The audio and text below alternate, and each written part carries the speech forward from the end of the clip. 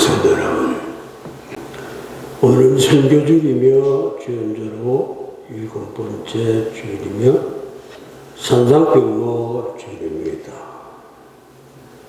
많은 은혜가 있으시기를 바랍니다. 여러분, 2021년 10월 25일 서대문 경찰서 신천지구대에 한 통의 편지와 2,000달러의 수표가 도착했습니다. 뉴욕에서 사는 70대 교포가 보낸 편지였습니다.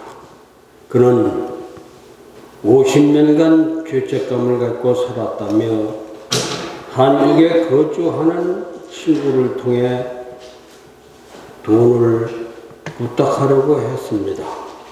그러나 신천지구대 황영식 지구대장의 설득으로 그의 선행이 많은 사람들에게 알려졌습니다.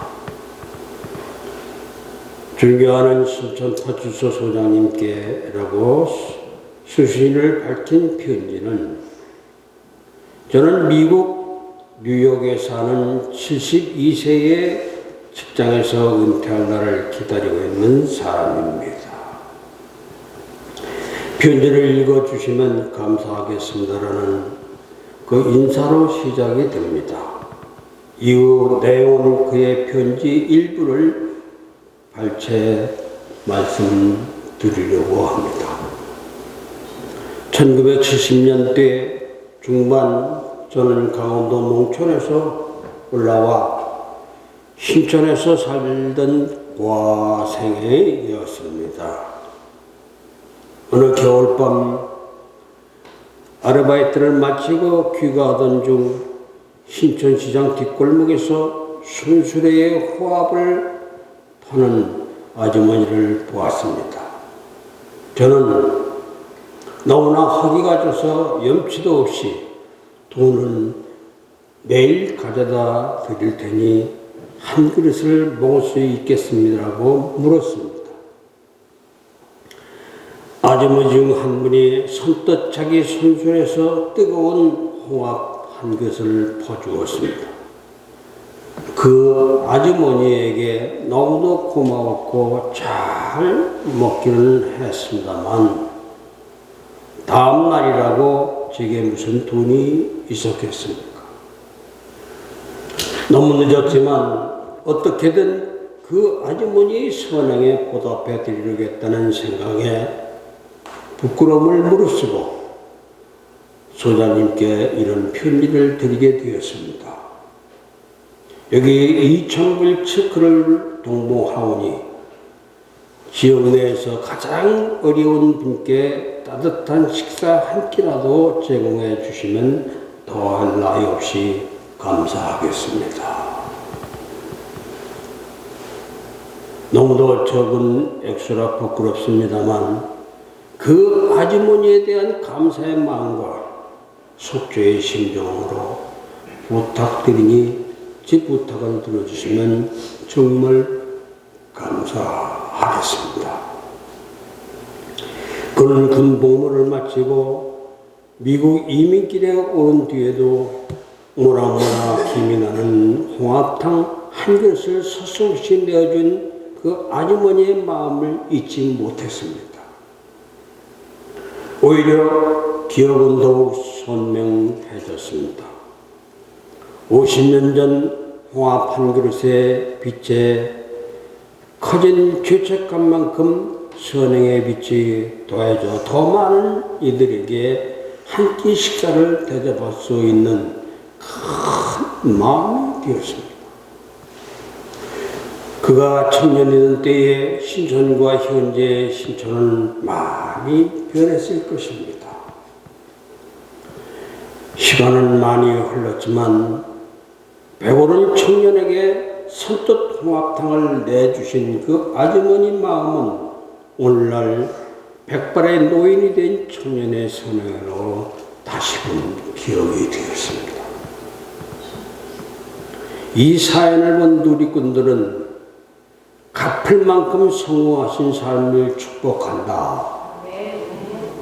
선행이 선행을 낳는다. 마음의 빛을 더 큰 사랑으로 베풀었다는 등의 댓글을 남기며 화답했습니다. 이런 따뜻한 사연을 전달받은 우리 역시 누군가에게 또 따스함을 선물할 수 있는 오늘 이 선교절이 되시기를 바랍니다. 착한 행실을 보고 하나님 아버지를 영광을 받으실 것입니다. 지금 당장 우리가 의인이 될 수는 없을지라도 소금과 빛처럼 제 역할을 다할 수 있도록 끊임없이 삶을 완성해 주시는 여러분들이 되시기를 바랍니다. 아멘. 성도 여러분, 오늘 우리가 읽은 말씀은 이 종교인들 사이에 널리 애송되는 구절입니다. 식당이든 부동산이든 기독교인이 운영하는 사업장에 가면 항상 보이는 구절이기도 합니다. 모든 사람에게 마찬가지이지만 정말 사업을 하는 이들에게 고무적인 말씀입니다. 욥기서 8장 7절 말씀을 다 같이 한번 읽어보겠습니다. 시작. 내 시작은 미약했으나 내 나중은 심히 장대하리라. 아멘입니까? 이 사업장을 여는 사람은 누구나 작게 시작을 합니다. 정말 시작은 미약하게 일반적입니다. 그런데 마음은 어떻습니까? 빨리 번창해서 말씀 그대로 나중은 창대하게 되리라는 게 사업하는 사람들의 마음이에요. 그래서 이 말씀 구절은 기독교인 사업장에 많이 걸려 있습니다. 사업장 가장 잘 보이는 곳에 이 말씀이 딱 걸려 있으면 그 말씀대로 될 것 같은 기분이 듭니다. 그리고 세상에 명언보다 그래도 말씀을 걸어 놓으면 뭔가 하나님께서 도와주실 것 같은 느낌도 듭니다. 근데 비판적인 시각으로 봐서 그런 것이 아니라 이 말씀을 해석해보면 본문은 우리가 그렇게 즐겨 사용하는 것처럼 사용할 구절은 아닙니다. 가령 데살로니가전서 5장 16절에서 18절에 보면 항상 기뻐하라, 쉬지 말고 기도하라, 범사에 감사하라. 이는 그리스도 예수 안에서 너에게 향하신 하나님의 뜻이라는 이 데살로니가전서 이 말씀은 어떤 상황에도 그대로 하나님의 뜻이에요. 아멘입니까? 항상 기뻐하고 쉬지 말고 기도하고 범사에 감사하는 것은 말씀 그대로 어떤 상황에서도 하나님의 뜻입니다. 하지만 우리가 그토록 즐겨 사용하는 내 시작은 미약했으나 내 나중은 심히 창대하리라는 욥기서 8장 7절은 액면 그대로 받아들이기엔 생각할 게 더러 있다는 거예요. 물론 일반은 총론적인 면에서 보면 시작은 미약하지만 나중은 창대하게 된다는 말씀을 사용할 수 있습니다. 그게 일반적으로 볼 때 하나님의 은혜이기 때문입니다. 그런데 이 말씀은 욥을 비방하던 친구 수아 사람 빌닷이 한 말입니다. 그 요지는 욥아, 내가 하나님께 뭔가 잘못한 게 있으니까 이런 고난을 당하는 게 아니냐. 네가 전능하신 하나님께 회개하면서 간구해 봐라. 그러면 내 시작이 미약하더라도 내 나중은 창대케 해 줄게 아니냐. 이런 뉘앙스입니다. 그리고 이런 이 빗닷의 이 논쟁에 대해서 욥기서 후반에 가면 하나님께서 크게 책망을 하십니다. 따라서 이런 전후 관계를 살피지 않고 구절의 내용을 내 입맛에 따라 좋게만 해석하는 것이 바로 기복신앙이다. 이겁니다. 성도 여러분, 그렇다고 이 말씀이 효용 가치가 없는 말씀은 아닙니다. 이 말씀을 잘 해석해서 적용하면 하나님이 주시는 그 은혜의 말씀이 됩니다.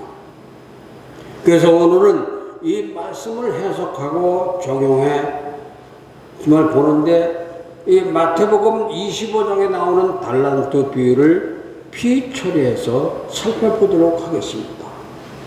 관심 있게 볼 부분은 미약, 그리고 창대, 또 과정입니다. 먼저 첫째 미약이라는 부분을 생각해 봅니다.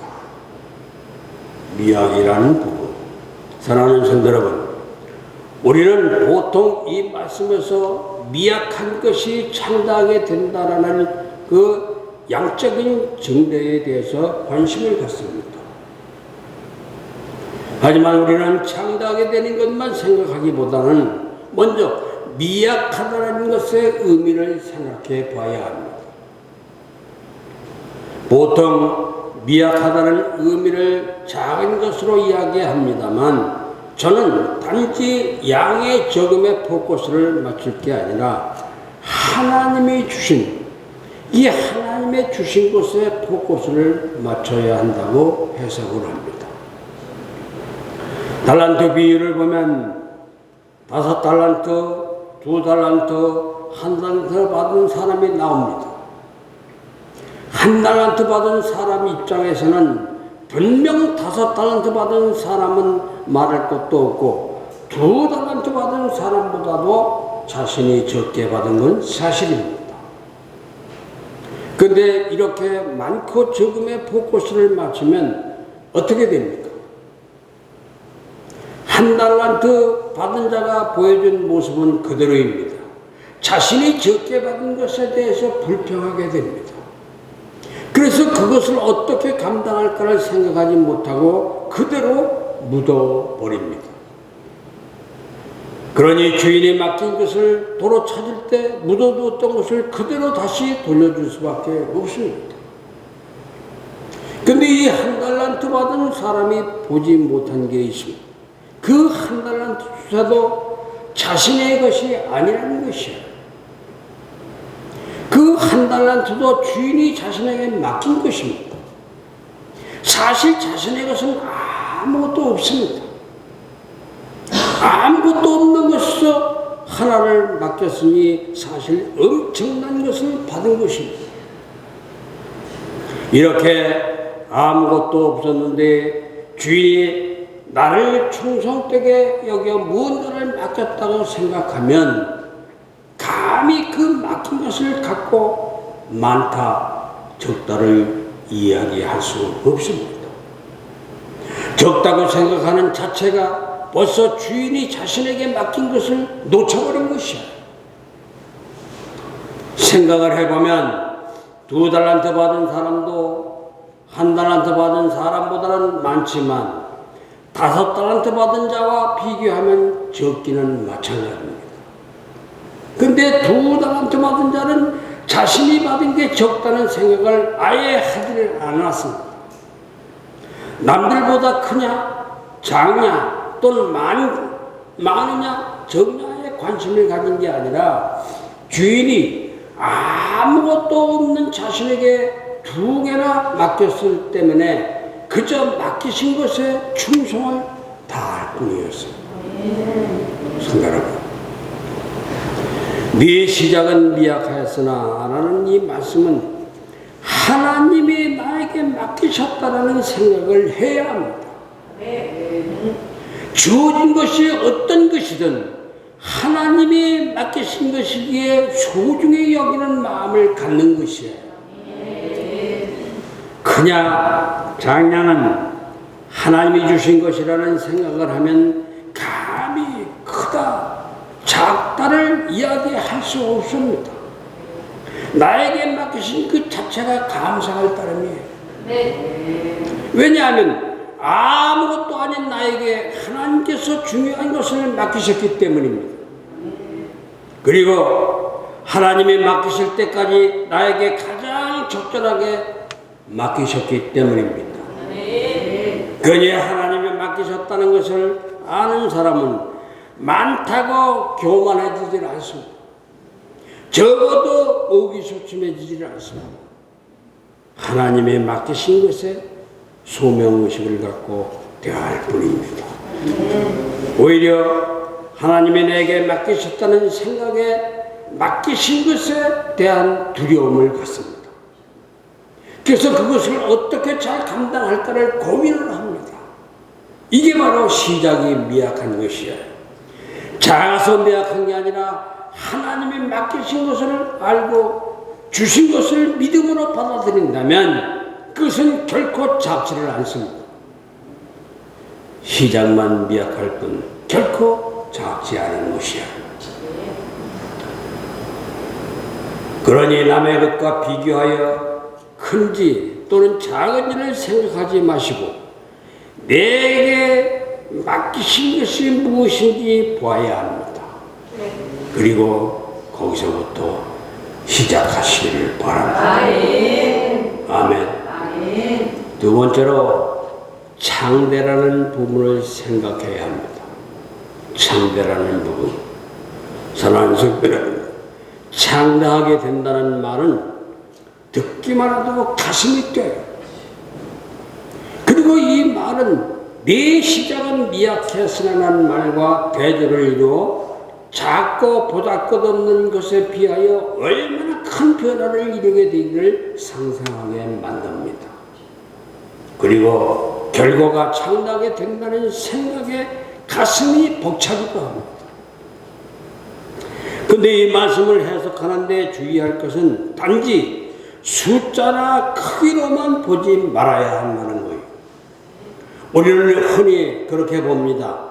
욥기서 자체도 그런 시각으로 보기 십상입니다. 욥기서 마지막 부분 42장 10절 하반절에 보면 여호와께서 욥에게 이전 모든 소유보다 갑절이나 주셨다라고 기록되어 있습니다. 갑절이나 주셨다. 이전의 소유도 어마어마한데 그것에 2배를 주셨다는 것에 관심이 갑니다.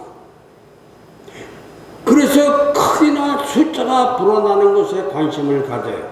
즉 하나님께 충성을 다하는 자에게 축복을 배나 더하신다는 의미로 창대라는 말을 생각하게 됩니다. 성도 여러분, 일단 이렇게 일반적으로 쉽게 생각하는 크기나 숫자의 풍성함을 부인하지 않습니다. 왜냐하면 욥기서가 그런 뉘앙스를 주기 때문이에요. 또한 성경 곳곳에서 하나님께 순종한 자에게 복을 더하신다고 말씀하기 때문입니다. 그런데 이것을 일반화시키려면 그렇지 않은 상황이 없어야만 해요. 하지만 복음에 제대로 잘 서 있는 성도는 곤란을 겪는 일이 많아서 창대하게 된다는 의미를 신앙적인 것으로 볼 수는 없는 것입니다. 역시 달란트 비유에서 오늘 본문을 보는 이 시각을 가져올 필요가 있습니다.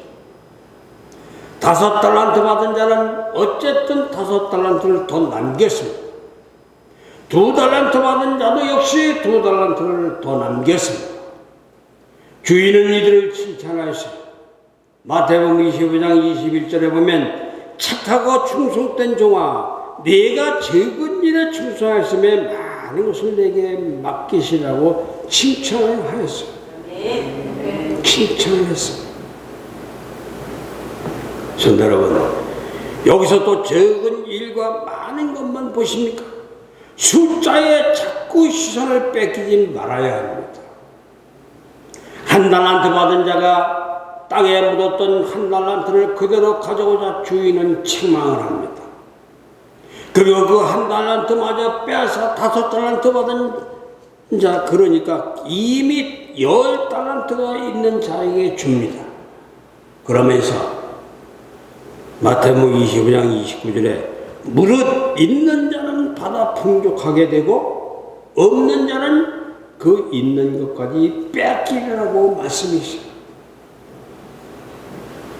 여러분, 관점은 숫자가 늘어나는 것에만 두지 마십시오. 그보다는 이들의 자세를 보아야 할 줄로 믿습니다. 5달란트 받은 자가 5달란트를 더 남겼다고 그 숫자에 관심을 가졌습니까? 그러나 그는 5달란트를 더 남겼다고 자신을 자랑하지 않았습니다. 그저 주인이 결산하고자 하니 5을 받았는데 5을 더 남겼다고 이야기할 뿐이에요. 2달란트 받은 자도 마찬가지입니다. 이들의 관심은 결코 더 많아진 것에 있지 않았습니다. 그저 받은 것에 충실했을 뿐입니다. 지금 2배가 되었다고 특별히 흥분하지 않았습니다. 그저 감당해 나갈 뿐이었습니다. 어찌 보면 그만큼 책임이 더 무거워졌을 뿐입니다. 그러니까 그들은 시종일관 주인이 맡긴 것을 어떻게 관리하느냐에 관심을 가졌을 뿐이에요. 여러분, 그렇습니다. 창대하게 된다는 말씀을 뭔가 더 받으려는 것으로 생각할 것이 아니에요. 창대하게 된다는 것은 주신 것을 잘 감당하는 자세가 전혀 흐트러지지 않는 것을 의미합니다. 하나님이 맡기신 것에 언제나 동일한 자세로 바라보고 있습니다. 맡기셨으니 그저 감당해 나갈 뿐이라는 생각이 변하지 않습니다. 맡기신 것을 감당하는 것이기에 조금 더 늘었다고 우쭐하지도 않습니다. 오히려 더 늘어나는 것만큼 감당해 나가야 할 책임감을 또 가질 뿐이에요. 또한 조금 줄었다고 해서 조급해하고 포기하고 낭망하지를 않습니다. 자신이 이룬 것은 그저 하나님이 맡기신 것을 감당할 뿐이라는 그 변하지 않는 자세를 가져야 할 줄로 믿습니다. 여러분, 얼마나 이루었는지에 대해서 조급함을 가질 필요가 없어요. 반대로 얼마를 이루었던지 교만해지거나 한시험도 오면 나체해져서도 안 됩니다. 지금까지 감당해온 이 모습이 어떠하든지 계속 하나님이 맡기신 것을 감당하는 자세를 유지하는 게 상당하게 되는 것이에요. 아멘입니까? 세 번째로 우리에게 과정만 주어졌다고 생각해야 합니다. 과정만 주어졌다고 생각해야 한다. 사랑하는 여러분, 분명히 욥기서에서 하는 말은 내 시작과 내 나중입니다. 근데 우리는 시작이나 끝이 우리에게는 그리 중요한 의미를 갖지 못한다는 사실을 생각해야 합니다. 왜냐하면 시작하게 하시는 분 그리고 끝나게 하시는 분은 오직 여호와 하나님이시기 때문입니다. 오늘은 시작이라는 그 시작점을 나도 모르는 사이에 하나님의 은혜로 시작합니다. 끝도 마찬가지예요. 하나님이 끝내시는 시점을 우리는 모릅니다. 근데 하나님께서 끝낼 시점에 우리가 받은 것을 제대로 감당하고 있느냐가 중요한 것이에요. 그러니까 시점을 놓고 굳이 이야기하자면 시종일관이라고 할 수 있어요. 우리의 모습은 언제나 똑같아야 합니다. 돌이켜 말하면 우리에게는 언제나 과정이 주어졌을 뿐입니다. 그러니 우리는 이 과정을 잘 감당해야 할 줄로 믿습니다. 이 과정을 어떻게 감당하느냐에 문제 없이 달란트 비에서 볼 수 있습니다. 결산할 날이 이르러 주인이 결산하자고 할 때 5달란트 받은 자와 2달란트 받은 자는 각각 5달란트 그리고 두 달란트를 더 남겨 주인에게 보고하였습니다. 이때 주인이 칭찬한 내용이 무엇입니까? 그 양을 가지고 칭찬하셨습니까? 아니요. 과정 속에서 묵묵히 충성한 것에 대해서 칭찬을 하셨습니다. 여러분, 두 사람 모두에게 동일한 말씀으로 칭찬하셨습니다. 마태복음 25장 21절에 그 주인이 이르되 잘하였도다 착하고 충성된 종아, 네가 적은 일에 충성하였으며 내가 많은 것을 네게 맡기리니 네 주인의 즐거움에 참여하였지어다. 아멘. 주인은 5달란트 더 남겼다 또는 2달란트 더 남겼다 등의 숫자에 대해서는 한마디도 하지 않았습니다. 착하고 충성된 종이라고 합니다. 충성된 모습을 칭찬하셨어요. 네가 적은 일에 충성하였으니 많은 것을 맡기겠다고 하셨습니다. 핵심은 충성입니다. 그렇게 충성하시니 주인의 즐거움에 참여하라는 것이 아니에요. 그리고 그렇게 충성하시니 더 맡기시겠다는 겁니다. 우리는 자꾸 시작은 미약하지만 끝이 창나게 되는 것에만 관심을 갖습니다. 사실 우리는 시작과 끝 모두에서 변하지 않고 충성하는 모습이 되어야 할 줄로 믿습니다. 이 정도 했으니 됐다고 이야기할 게 아니에요. 주님께서 우리에게 마치라고 하실 때까지 맡기는 거죠. 그러나 지도일관 충성된 청지기로서 맡은 것은 온전히 감당하는 자세만 갖는 것이 우리의 자세일 줄로 믿습니다. 여러분, 오늘은 산상 변노주일입니다. 변화산의 제자들로 설교를 마무리 짓고자 합니다. 변화산에 오른 제자들은 주님의 영광스러운 모습으로 변하시는 것을 체험합니다. 그때 제자들은 이렇게 이야기합니다. 마태복음 17장 4절에 보면 베드로가 예수께 여짜와 이르되 주여 우리가 여기 있는 것이 좋사오니 만일 주께서 원하시면 여기서 초막셋을 짓되 하나는 주님을 위하여 하나는 모세를 위하여 하나는 엘리야를 위하여 하리다라고 말합니다. 지금 자신들이 누리는 게 너무 좋은 나머지 제자들은 자신들이 받은 것을 통하여 충성을 해야 한다는 점을 망각하고 여기 좋다고 합니다. 여기 좋다. 여러분, 여기가 좋습니까? 여러분만 좋다고 하면 안 돼요. 그저 여기에 머무를 생각만 합니다. 움직이질 않아요. 전도하지는 않습니다. 더 이상의 충성에 대해서 생각하지는 못합니다. 여기에 머무르는 것은 하나님의 뜻이 아니에요. 하나님이 원하시는 것은 부르시는 그날까지 충성된 일꾼으로 나가야 하는 거예요. 이 자세를 잃지 않고 이어가는 자가 바로 나중에 창당에 되는 자입니다. 하나님의 일은 멈춘 그 자리에서 제도가 돼 이 땅에 있는 동안 우리는 부르실 때까지 충성하는 자세로 나가야 할 줄로 믿습니다. 오랜 시작도 하나님이 주신 것에 충성하고 과정도 하나님이 주신 것에 충성하는 것뿐이에요.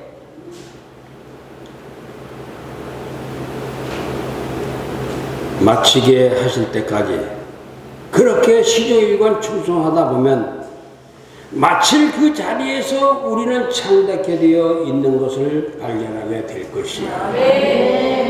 따라서 수량적인 관심이 아니라 하나님이 세우시고 맡기신 것에 충성을 다하는 자세가 시작은 미약했으나 나중은 창답게 된다는 것을 꼭 기억하시기를 주님의 이름으로 축원합니다. 축원합니다.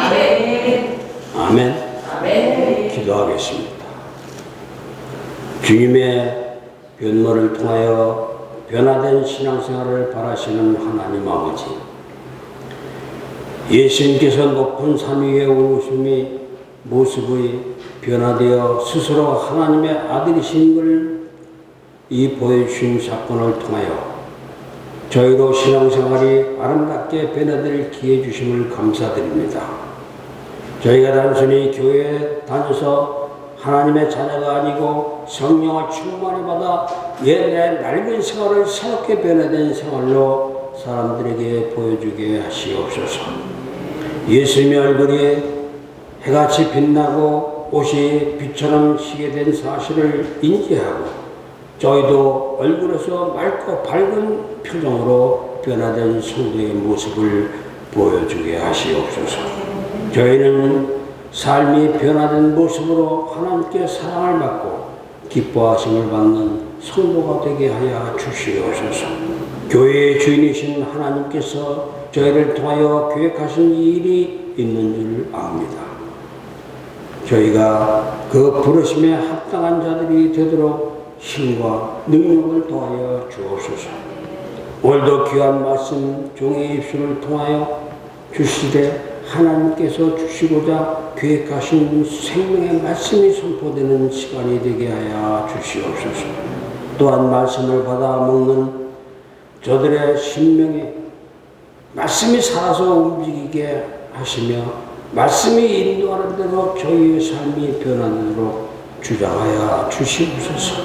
날마다 살아있는 말씀을 들려주시고 저희의 영혼에 하나님을 예배할 힘을 주시어서 저희의 변화가 된 삶으로 가정과 일터 그리고 주님의 몸된 교회를 새롭게 하게 하여 주시옵소서. 예수님의 이름으로 간절히